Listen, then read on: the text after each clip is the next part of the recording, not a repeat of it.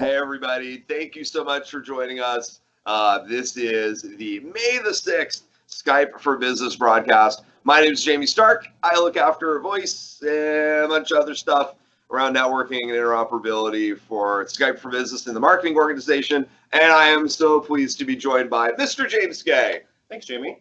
How you doing? I'm doing good. How are you? I'm doing well. So James is both new to the broadcast and fairly new to our team as well. When did you get roped in with our little crew? About 97 days, but who's counting?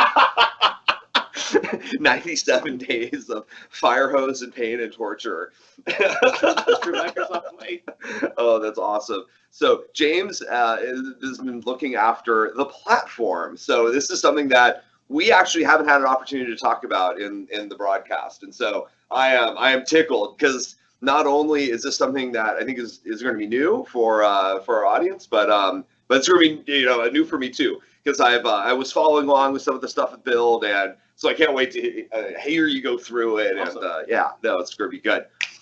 I always forget, except for this time, that there is some goodness that's happening on the side and down below, in addition to what James and I are going to be talking about platforms. So you will notice on the right-hand side of your browser window, there is the Bing Pulse, now called the Microsoft Pulse. And we're going to be pushing out some poll questions, and you can give us some feedback, both about your deployment, what you're up to with Skype for Business and Office 365. We've got Paul in the back. He's going to be running through those poll questions. Please take a moment to go and answer those as they come up. It is super helpful to us to be able to understand kind of where everybody is in their deployments and what kind of work you're doing specifically with the platform. And then I've got a back channel here to Paul to be able to pick up any goodness. And then of course, any commentary or any questions down below the video on your browser window is the Q&A panel, still in preview. We're still working on getting that out to the world, but you can help exercise these bits. Help us put more traffic through those code paths by giving us some feedback in the Q&A and asking some questions as we go along. We'll have an opportunity to go and take those as we go. So we want to do this? Yeah, we good? Begin. Awesome. All right. So so what are we talking about? Like, what's this like the platform? I look at it as it's like a placeholder that I use to describe like this monstrous amount of value that we have of all this kind of great stuff. But so like help me kind of like wrap my head around it and what we're talking about. So when we think about the Skype developer platform, it's pretty much the opportunity to take the foundation of what we're able to do today with typical Skype for Business and take it to the next level.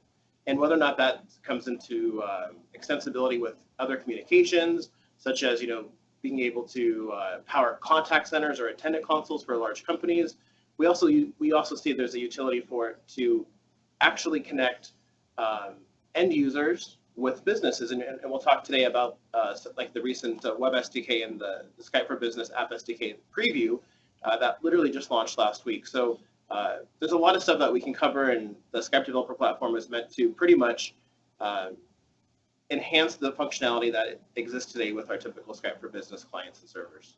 Yeah, I mean, that's in the space that I look after with voice, especially on premises. Like, this is just a really big part of the kind of overall solution, right? Absolutely. Is that we've got lots of partners out there that functionally treat Skype for Business as a foundation to then go and build really kind of new cool solutions on. And the voice side, a lot of it is we're able to kind of extend into existing software that folks have, but we're also talking about having brand new solutions, Yep. kind of really kind of cool different ways to be able to bring communications into other business processes. Absolutely. Kind of that core Yeah. definition of UC, right? Yeah, and I would say even more importantly, or just as important as that, like we talk about our partners, they kind of fill some gaps for us, if you will. Think about like financial services industries and other verticals where like call recording and compliance is paramount. Yeah. We don't natively support that out of the box as a feature, but we create these hooks, and our platform enables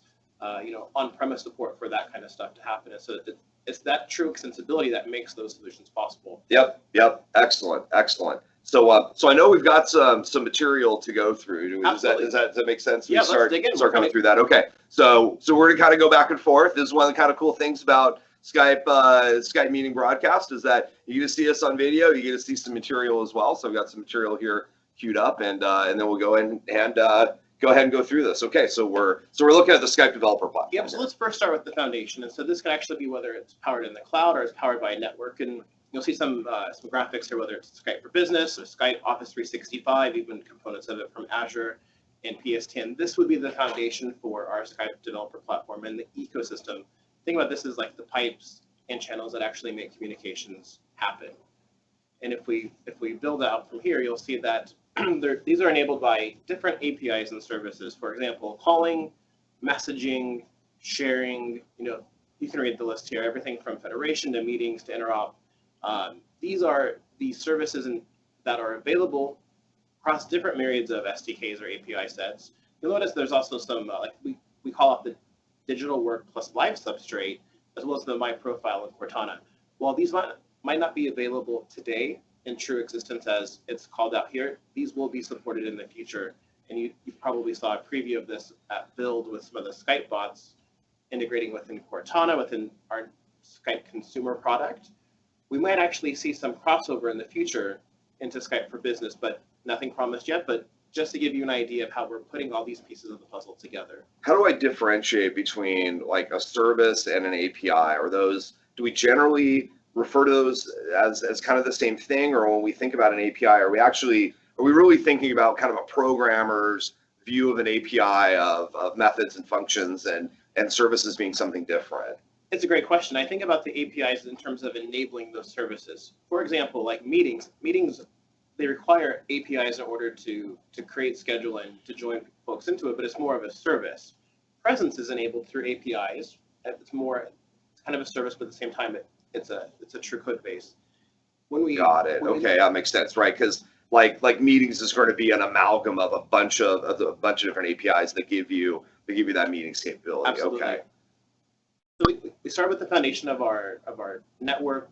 We're adding to that APIs and services, and if we take it one level higher, we can see how these are authored with different tools, whether or not that's using Visual Studio, HTML5, or using common controls and services, or even iOS and Android, which we'll talk a little bit about this morning with regards to some of our new SDKs that just landed.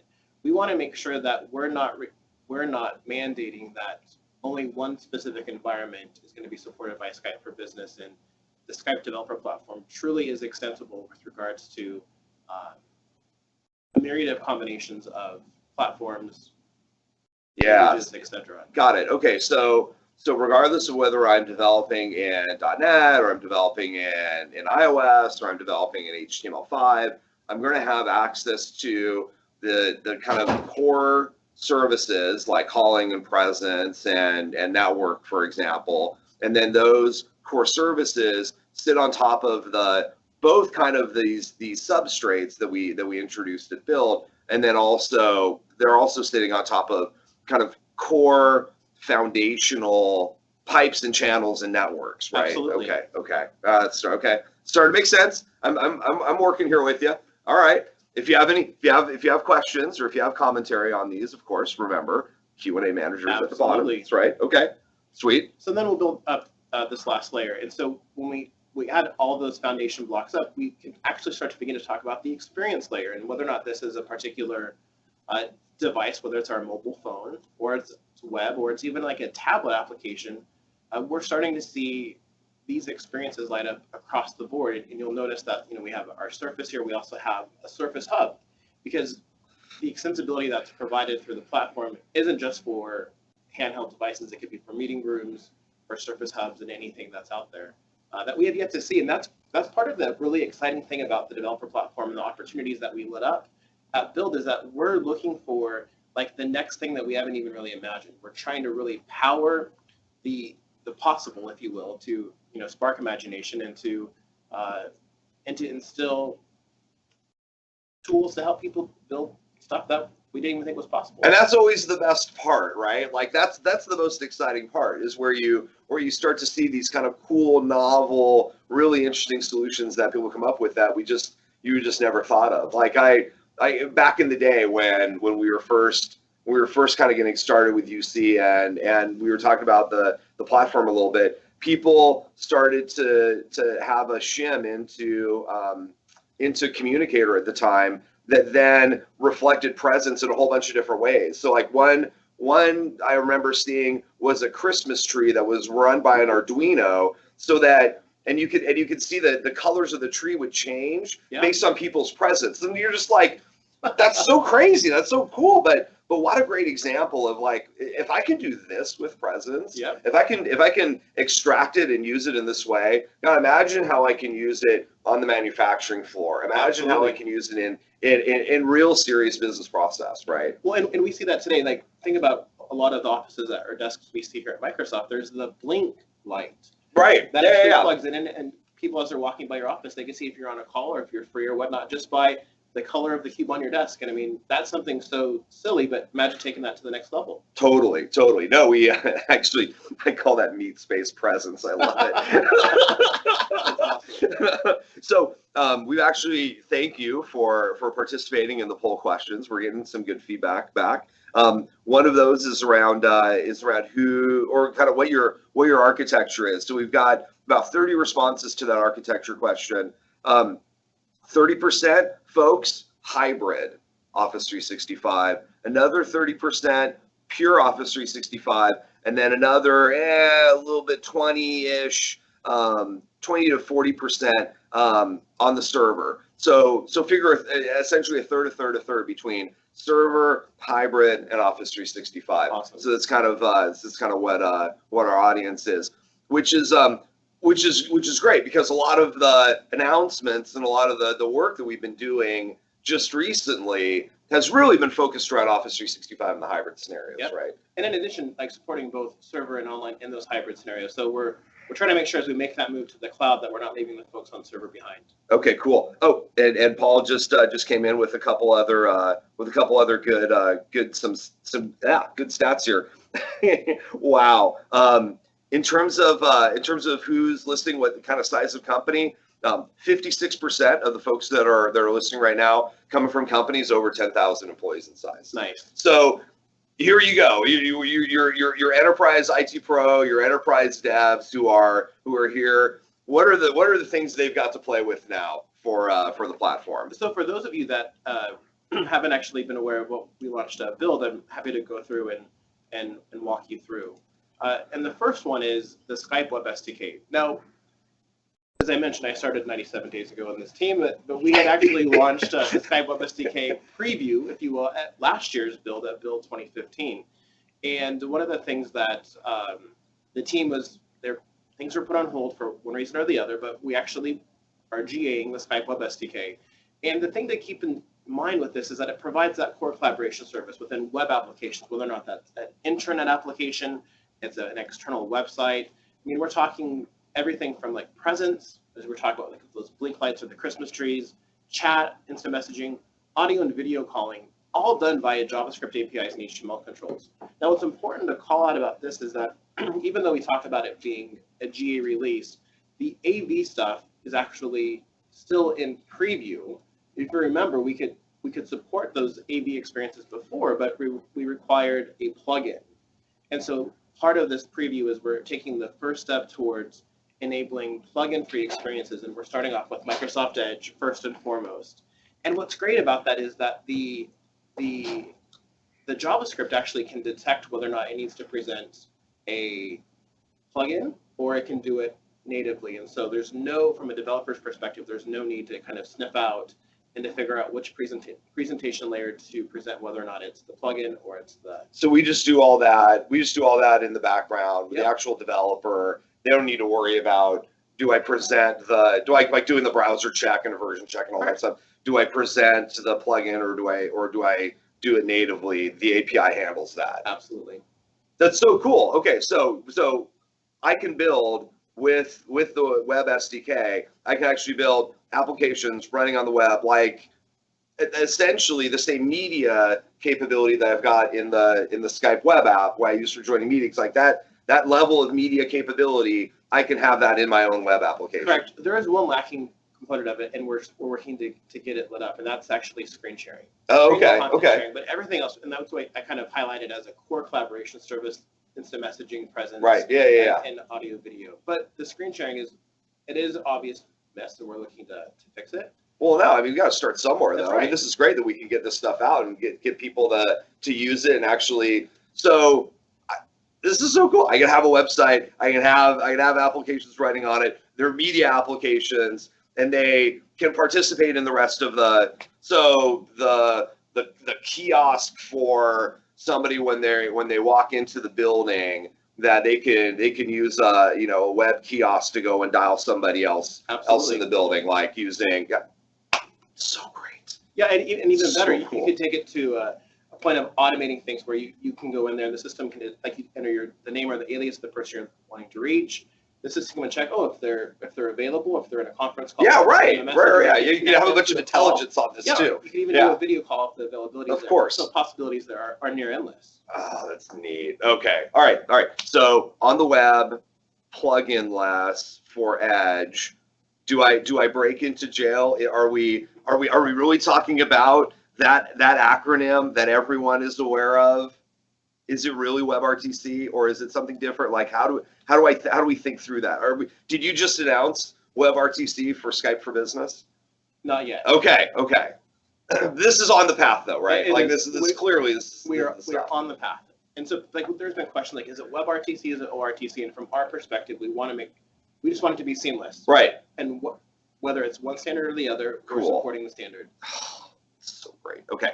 All right. So that was the Web SDK. Yep. What we got coming up? Let's take it one step further. Let's talk about what we could do with regards to the web. Let's make it possible to do that on iOS and Android apps. So the same thing that's supported within the Web SDK, all of that is supported within apps with the exception of presence. And so, for example, on our iOS and Android mobile and tablet applications, we support instant messaging, audio, and video calling.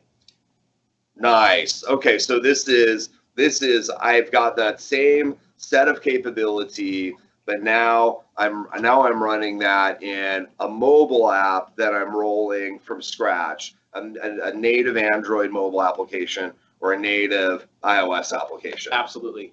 And what's super cool, and for those that haven't seen the build demonstration, if you go to Channel 9, Richard Taylor, David Newman, and Sri, they did a great job of actually kind of doing a session that brought the web and the app SDK together. And in one of the sessions, or part of that clip, they took an existing iOS banking application, and it was very much a shell, but they said, let's just talk about what it would entail if we wanted to include a talk to an agent. Okay, yeah. Within about 15 minutes of plug and play code, they were able to light it up, like live in front of the studio audience, right, and make it happen. And so there was a ton of applause, and the reception of it was very positive. And I mean, that's just like the first level. So if you're looking to do it with an existing app or a new app, we're giving you the foundation to make it happen. The one thing I would call out is that this is in preview, and it clearly states that, but we're first looking to focus on what we're calling that remote advisor scenario. Okay. And so if we were to take what's on the screen together, or we're showing the Skype Web SDK and the App SDK, I'll put it back up there. Okay. Together, those can actually enable a kind of like a soup to nuts remote advisor solution, whether it's across the web and or it's across iOS and Android apps. And at Build, we highlighted a partner, MD Live, where they've actually created telehealth scenarios where you can go to their website and you can choose to, if you don't have a doctor or primary care provider, you can choose to pay a flat fee to talk to a physician, and through your web browser, you're connecting with the doctor. Or you can download their MD Live app for iOS and Android to do the same thing. And it's seamless. And so from them, they're able to take advantage of both of these SDKs and to light it up and to create a solution that was they did it in a very, very expedited amount of time, and they've had great reception with it. Well, and at Build, you can go and watch these sessions from Build on channel9.msdn.com. You go and watch these sessions from Build where they've got essentially a skeleton of an app, and they're adding in this capability in real time as you're watching the. Absolutely. And you can follow along essentially, and this is fantastic. Okay. Paul is telling me that we need to get a couple more responses on the Bing Pulse. So on the right, make sure that as these questions fire up, they are answering them, because we're actually getting some really cool data as well. For example, 34% are customers that are looking for solutions to add in. 13% are looking to do some in-house development. 13% are partners doing development work for customers. So you've got the whole gamut of folks here on the call who are both looking to get off-the-shelf solutions and are folks that are looking to build solutions as well. So builders, you've got customers who are on this call right now, who are listening to us right now, who want to get this cool stuff. Wow, this makes me want to crack open Visual Studio. It's been a long time. Oh, but it's just too much fun, right? To be able to have an app that does audio and video, integrates it with other stuff, and be able to have that on the web as well. Key. Well, okay. Well, let's talk about one other scenario where we can incorporate either one of these. So when we were to, if we were to talk about intranet or line of business apps, okay, like that's super simple to do, whether or not it's presence. And we've seen scenarios where we've had we've seen scenarios where we've had an insurance company that might have a collection or a team that's actually working on a claim, and they might need to have a status update provided back to the client as soon as possible. So they're able to pull up that claim on their intranet app, and they're able to see all of the adjusters and all of the claims managers, and from a single overview just powered by presence, they're able to see, okay, who's available, and they can instantly call like an adjunct meeting very, very quickly. And so part of that is powered by the Web SDK using the JavaScript APIs and HTML controls. And if it was on their apps, it would be powered by the Skype for Business App SDK preview. But we're taking it one step further. We're enabling what we're calling the Skype for Business user API. And this is a RESTful API that's agnostic of any programming language. So whether or not you might not even crack open Visual Studio. Yeah, right. You can have this on whatever native app that you're running or within that programming language. And so this is powering instant messaging capabilities and presence to start. And as we start to think forward, you're going to see that this user API, you'll notice that the first two, and I haven't actually even addressed the fact that all three of these items are supported for Skype for Business Server and Skype for Business Online. And so we're starting to support Office 365 as we're moving forward.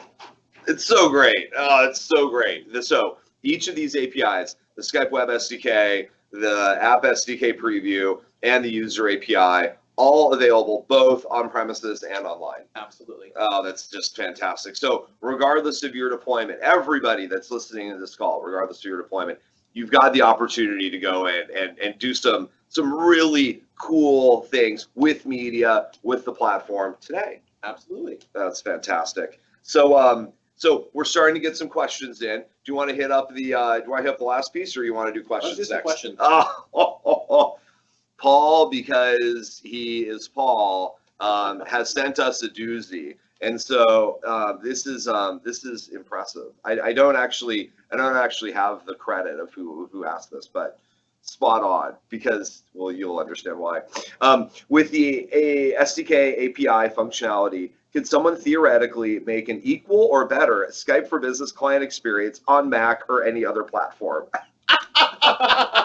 So, it's funny because that is something that is, it is not outside of the realm of possibility, right? Like we use our APIs internally as much as we advertise our APIs externally, right? Like that's one of the ways that you have good APIs. Absolutely. Is the fact that you actually use them to do your real code. And so especially on the server side, things like the routing applications are actually written on the same fundamental infrastructure that we use for that you can use as a customer, and you can extend the product. Absolutely.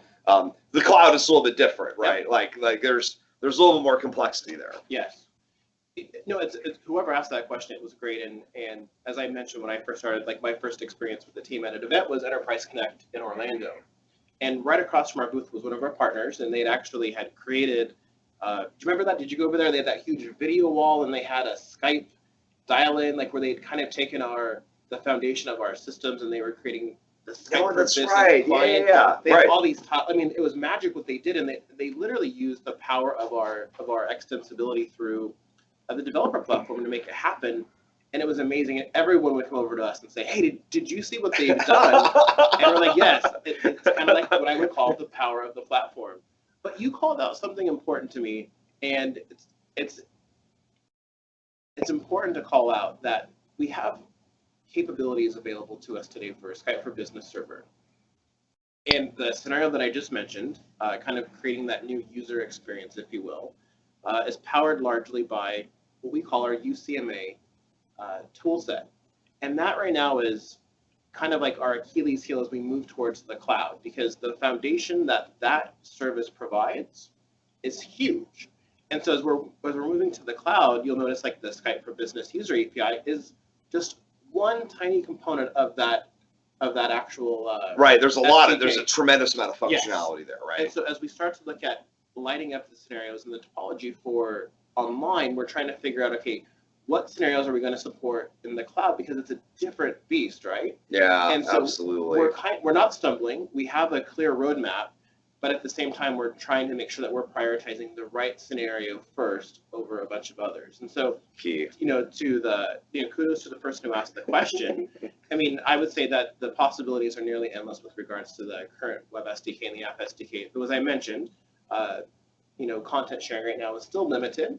But hey, if you're on a server or a hybrid, potentially do some pretty cool stuff. But we're clearly going to get there, and I think that's one of the benefits of the folks who hang out with us on these broadcasts, is that we generally talk about stuff that's very early. We generally talk about stuff that is coming into preview or has just gotten released, or we don't necessarily talk about technology that's been out for 2 years. So like there's a little bit of bright shiny object stuff that we got going on because we really love the technology, and there's definitely a piece of this that we want to demonstrate how our execution on these things, kind of where that path is going, like where is that leading us towards. And clearly you're seeing with the work here, it's leading us towards cloud, it's leading us towards additional media. And these pieces are going to come over time, but we still want to get this cool stuff out so people can actually go and use it.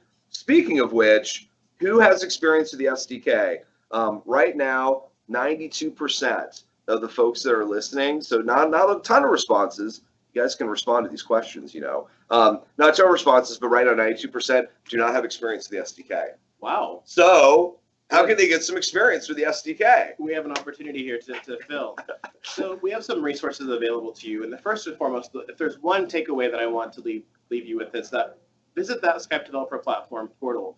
And it's aka.ms/Skype Developer Platform. We just moved from one system over to another. So the content you'll see there today is kind of on the light side, but it was meant to bring everything together to provide pointers to all of the respective resources that exist across different MSDN channels, etc. We've heard a lot from developers that say, hey, I like to work within GitHub because I can provide feedback, I can look at others' work. So we said, perfect, let us join. We're all about being a best practice user, if you will. So we created a Skype for Business GitHub channel within the Office GitHub repo, okay, and you cool. can find that there at aka.ms/SfB GitHub. And then last but not least, for those of you that have had experience, or you're just kind of dipping your toe in here and you want to see what people have provided with regards to developer preview feedback, you can visit us at aka.ms/SfB Dev Feedback. And like I said, first and foremost, the developer platform is very key and paramount to how we want people to kind of be introduced to us. We're in the process of creating more getting started guides and walking people through end-to-end scenarios. We also have the opportunity of really building out our YouTube channel. There's some great videos and demonstrations out there right now with regards to demos of real-world experiences, and there's some demos of kind of like what's possible. And what's exciting about having the audience listening today is to understand that do you have a need, and maybe this is a great place for them to provide an answer into the Q&A below. What needs do you have for extensibility within Skype for Business, or are you just looking to see what's out there? Because we have there's a URL called apps.skypeforbusiness.com, which lists it's not exhaustive. It's just a select list of some of our ISV partners and SIs that have actually created solutions that are available for purchase today. But we're trying to understand like what those needs and voids are that we can actually help fill, and whether or not that we fill it ourselves or we're working with partners or even MCS internally, Microsoft Consulting Services, to kind of help us get there. I mean, we're truly looking for your feedback, and that's where I would ask, please shoot us an email or give us the feedback down below. In the Definitely. Q&A. So you can give us the feedback in the Q&A. Definitely don't hesitate to do that. We also hang out on Yammer, so Absolutely. many of you guys come to us from the Skype for Business channel and the Office 365 network on Yammer. No, that's a very long-winded sort of thing, but we always want to hang out and take Q&A and get feedback from there. We also, of course, we're on Twitter and Facebook and all these other areas. We've got to do this again, right? Absolutely. Like we've got to. So this is just the beginning. This is just the taste, because this would be fun to come back and we can actually take a couple minutes to go in and play around with these SDKs, and let's light up some calls and let's kind of see what this stuff is about. Absolutely. Folks can check that out already from the content that we did at Build as well. So again, that's on channel 9 on MSDN. So channel9.msdn.com. Cool.